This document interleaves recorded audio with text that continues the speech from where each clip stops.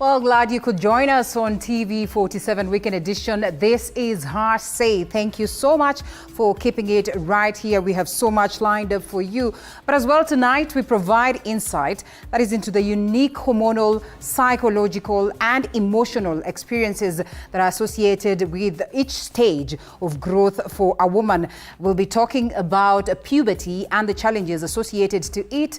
That would include endometriosis, and of course, we talk about maternity, pregnancy, as well as menopause, and so much more. Our guest tonight is Jael Kunga, who is a clinical officer from Maristops, and of course she'll be giving us this insight.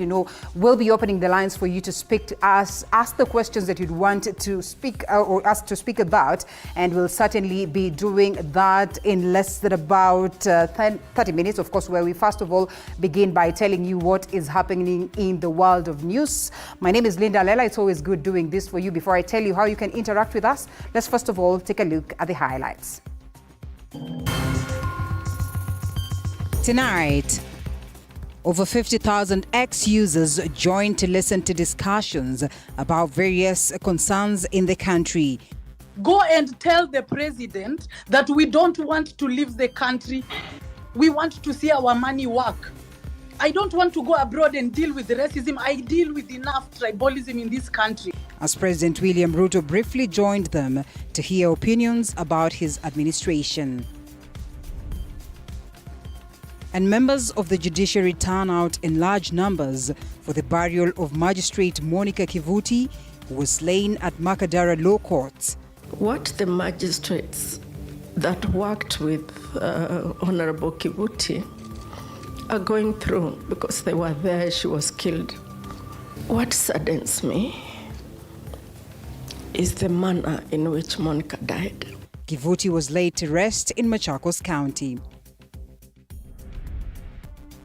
The fight against elder abuse continues as Kenya joins the rest of the world in raising awareness about this abuse.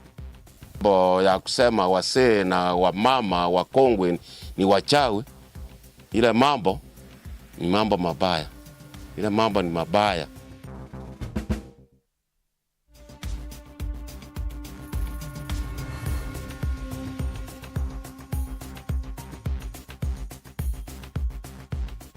The hashtag is Her Say on X at Linda_Lela at TV47 KE22047. The SMS short code. We'll be looking at some of your comments as we continue with the broadcast. Of course, we begin right away. Our sign language anchor is none other than Rhoda Nyamai. Now, today, Kenyans on X did not relent on commenting on the anti-finance bill conversation. Of course, with about 50,000 Kenyans joining in to listen to the X space convened. Initially, the space called for the release of blogger Billy Semani, known on X or the X platform as Crazy Nairobian. However, it slowly turned into a forum dissecting other critical matters in relation to governance.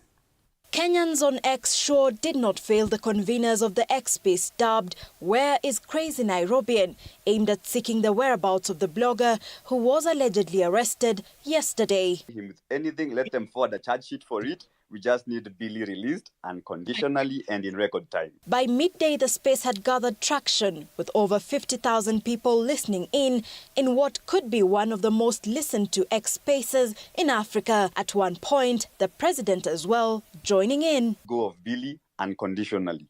We need Billy released. Billy has done no crime. Billy Simani, known as Crazy Nairobian on X, is said to have been arrested and held at Muthaiga police station before being moved to an unknown place.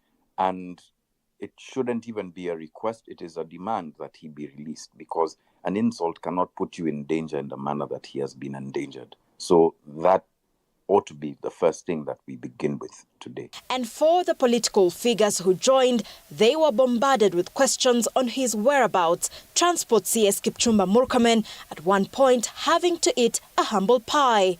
Imekuwa confiscated, so we need to tell us, where is Crazy Nairobian? We're already asking for your help. That is what you did. That's why you're here. I've heard you, and I'll pass the message to the relevant authorities. Please. And as the afternoon came by, the conversation slowly morphed into an opportunity to dissect the Finance Bill 2024 and for civic awareness. After we are done with rejecting this finance bill, we need to come up with blueprint of agenda that we will push forward so that our guys, our young people can get jobs, our young people can get opportunities to invest in our, the people who are interested to invest can find an easy way to work to work with. At the end of the day, this country doesn't have a spare part. This country depends on us fully. The International Commission of Jurists has also called upon the Director of Criminal Investigations and the Inspector General of the National Police Service to immediately reveal the whereabouts of all the persons arrested during the anti-finance bill protests. Sheila Chelangat for TV47. Now tonight, we provide insight, of course, that is to the unique hormonal, psychological and emotional experiences that is later on has say, but certainly we also take a look at some of the concerns that are still in relation to the outage that we actually got to witness sometimes, of course, this week, and are basically looking forward to see what more will happen sometime next week. And we also take a look at this concern that has been accorded or that has come to the forefront in relation to as well the death of one other individual who was out there, that is of course taking part as to the that is, of course, as to the ongoing anti-financial protest or an anti-finance bill protest. Of course, the latest victim being 21-year-old Evans Kiratu, who was devastated, who has devastated his family, who passed on, that is undergoing treatment at Kenyatta National Hospital following severe injuries that were inflicted by a tear gas canister during clashes, that is in Nairobi's CBD. I didn't know him completely. We were the first people who saw him being hit and falling down on the ground. And we took him, we actually flagged down an Uber that was driven by a lady. And we urged her to give us a lift all the way to Kenyatta Hospital. He was among the first responders who attempted to save a young man from the wrath of yet another brutal police officer during the ongoing 2024 anti-finance bill protest. We took him to Kenyatta National Hospital, where we met a huge line actually of around 7 patients who are waiting to be attended to. And in his statement, he has confirmed that so far there have been 2 reported deaths as a result of the ongoing demonstrations. We tried all our best to urge the doctors to come in aid. He was writhing in pain all the way from Kenyatta Avenue to Kenyatta Hospital. He kept on wailing and crying and holding his balls because they've been completely crushed. And it is actually a very sad thing. The last thing he was able actually to say, he kept on saying that, please call my mom, call my mom. The second victim to meet his death while fighting for what he believed to be his right is 21-year-old Evans Kiratu. His parents say their son was hit with a tear gas canister, which fractured his groin. Efforts to save him were unsuccessful, and their son Evans died while receiving treatment at the Kenyatta National Hospital. Sasa niko hapa, nimevi mwili, nimeona ni yeye. Ile nimegeomba ni haki ya mtoto wangu, sababu yeye alikuwa anajifanyia kazi na alikufa akiwa tu kazini. Sasa naomba tu hata serikali tuambie kusema ukweli, tuliwachagua ndio mtulie watoto. Is a young guy na nilikuwa na expect na matumaini mingi kutoka kwake.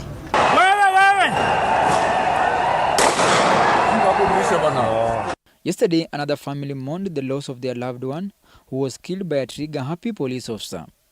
Rex Kanyike Masai was shot in the thigh by an angry plainclothes police officer while battling protesters in Nairobi's CBD, leading to IPOA investigating the killing.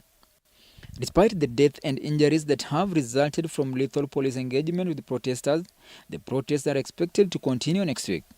Human rights defenders have pledged to remain vigilant, monitoring an excessive force used by the police. They have vowed to hold the police accountable in the event of further killings or injuries to peaceful protesters. Franklin Wala, TV47.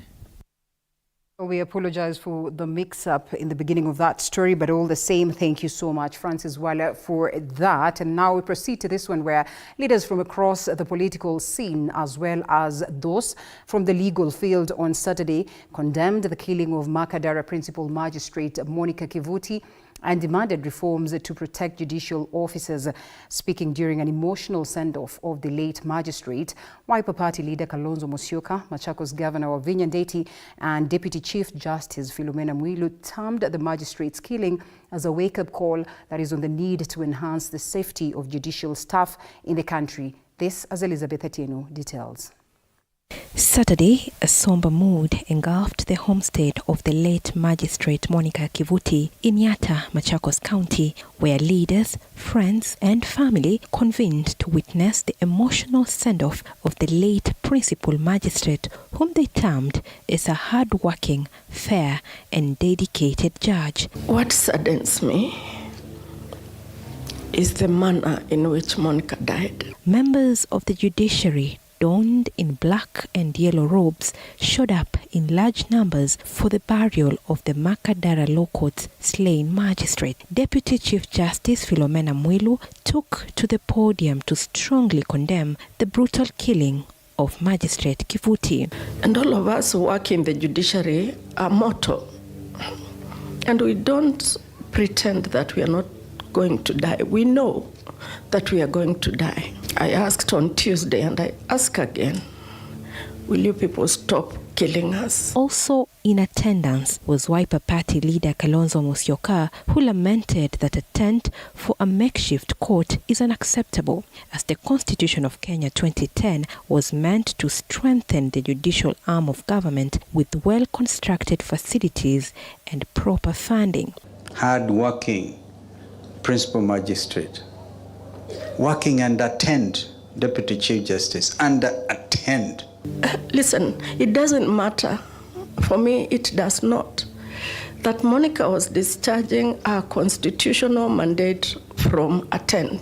On her part, Machakos County Governor Wavinya Ndeti eulogized the late Monica Kivuti as a devoted judicial officer who paid the ultimate price of being forthright in her job. I'm sure people tried talking to her, but she stood with the right thing. That is why she died. Justice Philomena Mwilu has lamented that many judges and magistrates are working in fear of being attacked and killed at their workplace. Every single judge and magistrate is in danger from senseless people who do not know what the rule of law means. Kivuti died of gunshot wounds to the chest and left hip on the 14th of June 2024 while receiving treatment at a Nairobi hospital.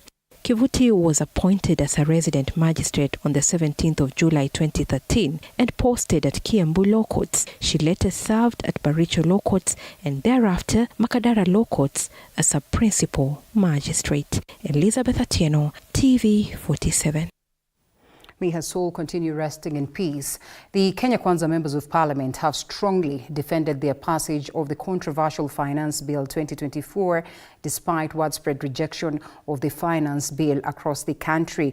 Meanwhile, leaders from the Azimio coalition contend that they have already drafted amendments that, of course, they are ready to be tabled in the House, as Paul Kirobi tells us. Every Sunday, of this meeting. After a series of demonstrations led by the youth rejecting the 2024 finance bill, MPs who voted in favor of the bill have come forward to defend their decision, explaining why taxpayers should endure the new measures for their own interest and the good of the country. For instance, Navakolo Member of Parliament Emmanuel Wangwe stated that the bill benefits local kale farmers by waiving the 16% transportation levy included in the earlier proposal, which he said would have been a burden to the farmers. I voted yes because of C41. Iyo barabara tu. And I want to say this with all my eyes up. Because I met the president. We don't need to import sanitary pads from China. We don't even know the quality yenye inatoka China. We want farms to come and set base here. We make sanitary pads yenye tuko sure of the quality. President William Ruto's right-hand man Farouk Kibet argues that the bill will help the president finance some mega projects. So wakati unaposimama ukiwa kiongozi, uweze kujali Wakenya wengine. Hii maneno yetu ya bill, rais wetu ni mtu ambaye anajali maslahi ya Wakenya. Sio mtu tu atapitisha maneno ya kuumiza Wakenya. So mimi. On the flip side, Trans Nzoia Governor George Natembeya alleges that cartels have taken control of the government's policy-making process, resulting in economic policies that impose heavy taxation on Kenyans. Hiyo ofisi kubwa utakujanga na gari, mali unashuka kuna carpet hapo. Inaenda paka kwa kiti.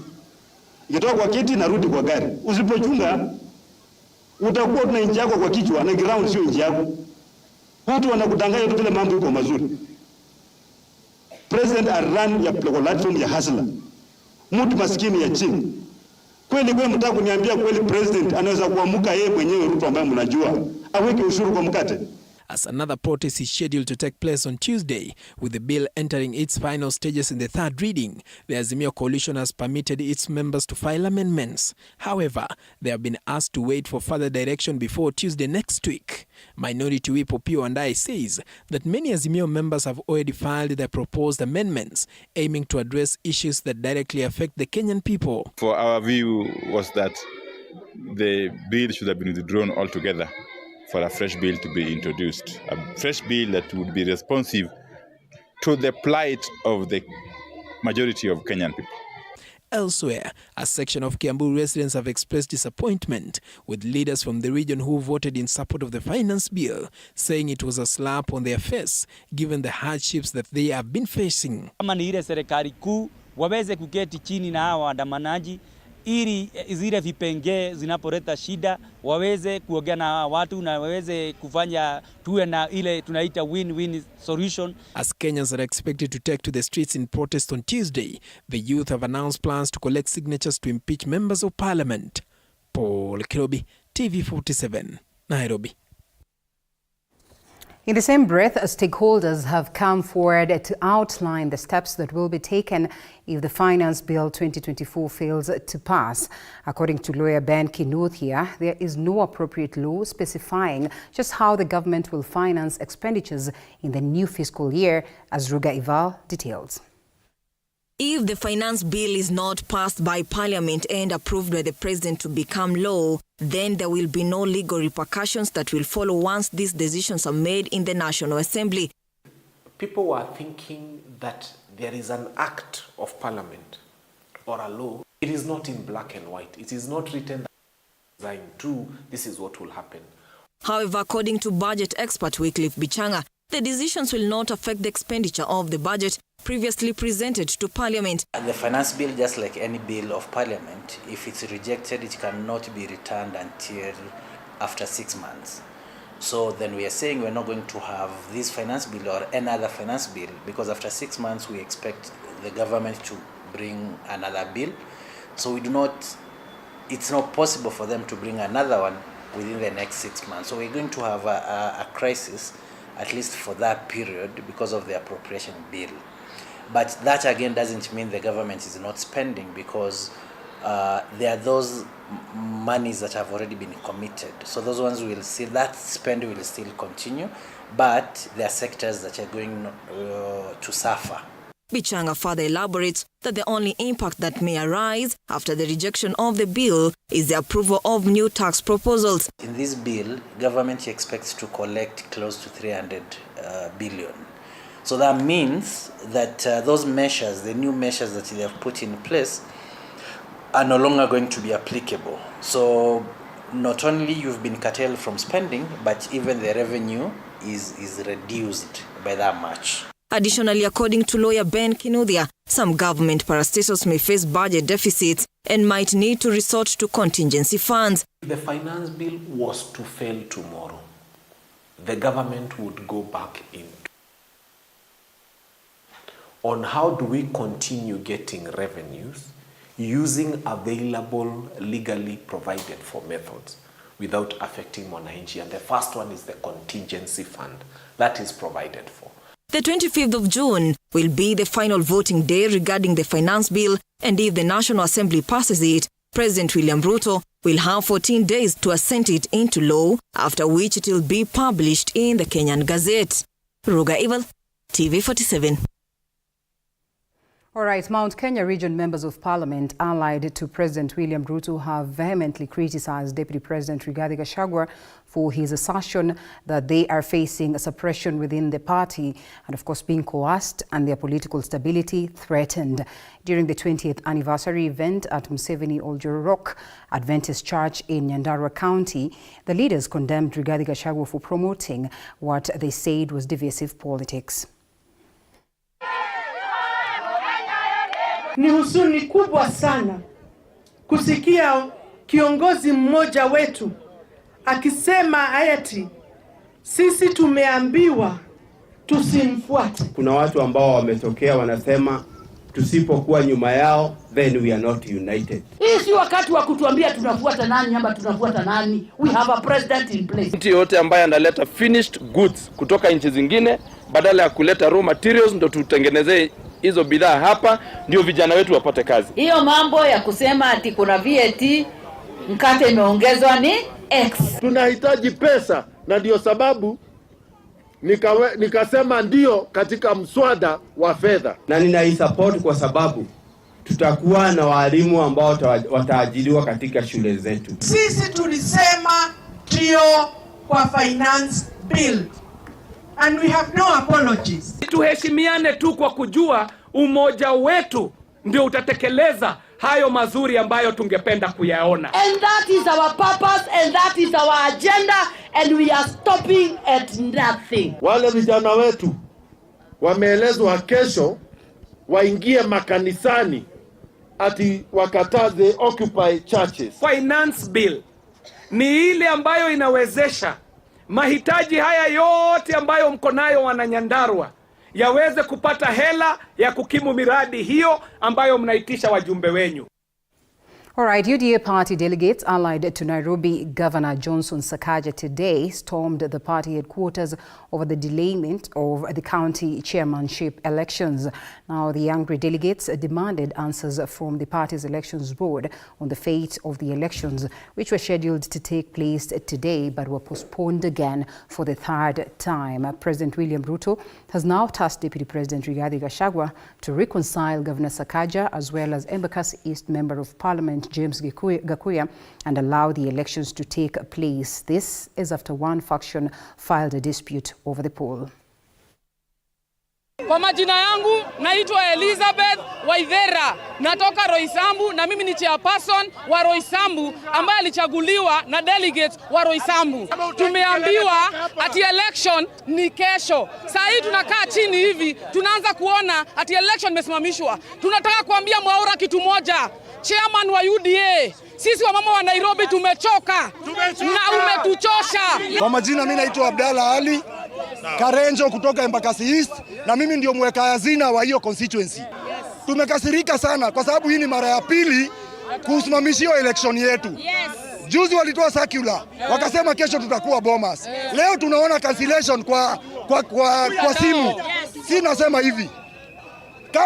Kama bwana Mwaura amepatiwa pesa, ni vizuri atuambie leo.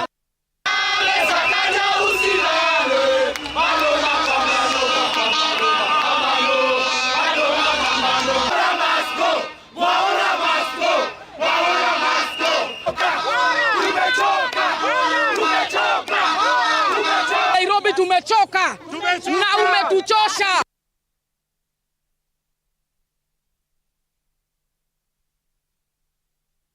Well, away from politics into this sad story. One person has been killed and 3 others injured Saturday morning following a gang invasion in Tunen area that is in Cherangani constituency, Trans Nzoia County, in what is suspected to be a land dispute. Confrontation between police officers and locals was witnessed in the area as the police had to use tear gas to disperse the protesters to have a chance to speak or to pick the body of Marco Kiptoo, who was murdered by unknown persons around 2 p.m. last night. According to the residents, the deceased met his death after the invader entered the area armed with crude weapons, including pangas and arrows, with the intent of causing harm to the locals. Na wakaingia wakapomoa mlango, wakakatakata mlango, wakatuma simu vile walifungiwa ndani. Wenye walikuwa ndani wakatuma simu kwa neighbors. Tumefahamiwa. Wale walitoka neighbors na majirani kwenda sikia ni nini inaendelea. Ndio wakafahamiwa, wakakatakatwa, wakapigwa, hata wengine wako hospitalini na mtu mmoja kufika sasa hivi ameaga. Na kwa muda haya yote penye tumesaa watoto mpaka tumeseeka. Watoto wamekuwa wakubwa, wameoa, tuko na wachukuu. Tunaenda wapi? Watoto wetu wanajua hapa ni nyumbani. Sasa wenye sheria afadhali mtuone. Amani tumekosa. Kindiki karibu hapa. Kuja utuone. Sasa hizi kuna maafisa wanaenda kwa patrol hiyo area kujaribu kutafuta kama kuna mtu atapatikana akitembea hapo na mishale, sababu raia wamesema kuna watu walikuwa na mishale na kweli tumepata mishale zingine hapo kwa shamba. Yoyote atapatikana anatembea na mishale huko, itabidi tuende tuangalie na tujue ni sababu gani. Sababu sheria hairuhusu mtu kutembea kwa barabara while armed with offensive weapons. In the last decade, cases of abuse against elders rocked the airwaves in Kisii, Nyamira and Kilifi counties. Most of the accusations that led to the elders being tortured and killed were those of witchcraft. However, the law does not recognize witchcraft, and as such, some of the perpetrators were brought to book. But the fight against stigmatization against the elderly continues to be widely publicized, with the country joining the world in creating awareness against elder abuse. The heart in his voice is loud and clear. A house on fire, onlookers not doing anything to salvage the situation, reason being that is a witch's house. This is just one of the many cases of witch hunt in Kisii County over the years. The people mostly targeted are the elderly, aged between 60 to 100 years old. In BAMBA sublocation, Wagishane's location, an empty homestead with an air of loneliness welcomes us to the late Sabina Sindege Mayaka's home. Christopher Bosiri Mayaka witnessed his mother Sabina being dragged away by rowdy youth who accused her of bewitching a member of the community. His attempt to help her was met with a hard blow to the back of the head. Vijana waliofanya hiyo kitendo walishikwa wote, wako kotini. As he narrates this horrifying ordeal, he says he has been threatened just because he is a witness and relative of someone accused of witchcraft. Tunatishiwa pia hapa wale ambao tunatoa ushahidi. Tunatishiwa kabisa na kuna walevi hivi, lakini hatuwezi kusema ni walevi, ni mtu anajua. Ikiwa anakuambia jioni tena asubuhi yake anakuambia huyu ni mlevi kweli. Ototo Geoffrey has been a total orphan for almost 3 years now. First to die was his father, who was killed by unknown people. No arrests were made and no motive was established. His mother, who had mental health issues, was burned to death by people who accused her of practicing witchcraft. The homestead is now deserted, with no neighbors wanting to come near it for fear of association to witches. Akuja akuombe kitu, alafu aenda atupe. Utazinulia nguo mzuri, aenda use. Kwa hivyo kila mtu alikuwa anajua kwa kijiji ya kwamba huyu mama si akili yake si sawa sana. Kwa upande yangu hata mimi nilisikia vile alichoma siku kwa karibu, lakini nilisikia mbaya sana, mbaya kabisa, kwa sababu nimempoteza baba, mama tena ndiye anafuata.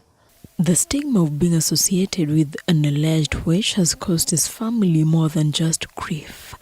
None of his family members has been able to secure a job, with people still maintaining that a direct relative was accused of witchcraft. Kwa sababu kitu ya kwanza ambao sina la familia hakuna. Watoto yangu hakuna. Mandugu wangu wakae nyumbani kwa sababu mahali wako hata saizi wanarandaranda mitaani. Wakitafuta kazi wanaambiwa huyu ni mama yako alichomwa, anakataa kazi. The worst is the evident threats which he has reported to the authorities severally, but no action has been taken. Vitu mingi vinaharibika nyumbani hapa. Mara ya kwanza unapata watu wanakuja wananitishia, wanakata waya ya stima, ndio stima isipatikane, sio wanataka kunikuja kufanyia mimi nini, mimi napiga report several times. He can only hope that the victims in witness protection, especially the young ones, are well taken care of and protected against the stereotyping society that might jeopardize their future. Wengine wako witness protection wanaendelea tu kusomesha na serikali. Mimi naomba tu serikali iendelee kuwashughulikia mpaka wamalize form 4, wengine wapate kazi. Sio tati wakuje wasahau ile maneno vile wasasi walichomwa, ndio wasifikirie kwa akili yao, ndio wakamatwe na serikali, human rights wote, hata social media yote, hata wenye wanajaribu kutembelea hao. Ndio wasikia advice wenye wako nayo, kama wako na stress, kama wako na namna gani, ndio watasaambia wako na namna gani. As an elderly person, Andrew Mayaka can only plead with the younger people to get out of the cocoon of intrusive thoughts that make them think elder persons are nothing but evil. Mambo ya kusema wasee na wamama wakongwe ni wachawi, ile mambo ni mambo mabaya. Ile mambo ni mabaya. Steve Arika, the MCA Ben Award, has been vocal about the abuse against the elders in Kisii. He says among the reasons for the abuse include family feuds, which are mostly because of land tussles and inheritance. He has urged the younger generation to respect their elders and break the stereotyping and stigmatization. Heshimu na wewe utakuja kuheshimika. Kwa vile heshima hata ukienda supermarket yoyote uwezi nunua. Ni ile wewe unapeana na wewe unapewa. Wengine wanaona wasee ni masikini sana, hawezi msaidia kitu, lakini ile tamko la mzee akitamuka neno mbaya kwako, lazima hiyo ikufuate. Kisii Director for Culture Obina Nyambani has backed him, saying they are working on sensitizing the youth on their role of protecting and taking care of the elderly. Government has been doing what it can in our department to make the people understand their role in taking care of the elderly, and in assistance with some other groups, stakeholders, we have been able to sensitize the public against making the elderly suffer. Instead, we are supposed to take care of them. The brutality of the murders of the men and women accused of witchcraft can only be described as inhumane. Being roughed up, dragged, and marched to a particular space, being embarrassed in front of hundreds of people, not being given a chance to defend yourself, and finally being burnt alive is not the best way to die, especially after walking the earth for decades and for some, even a century. As the country joins the world in continuing to create awareness on elder abuse, the youth are being urged to protect the elders and take care of them.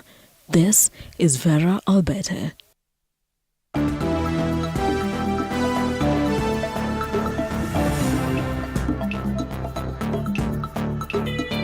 Sports News brought to you by Maybets.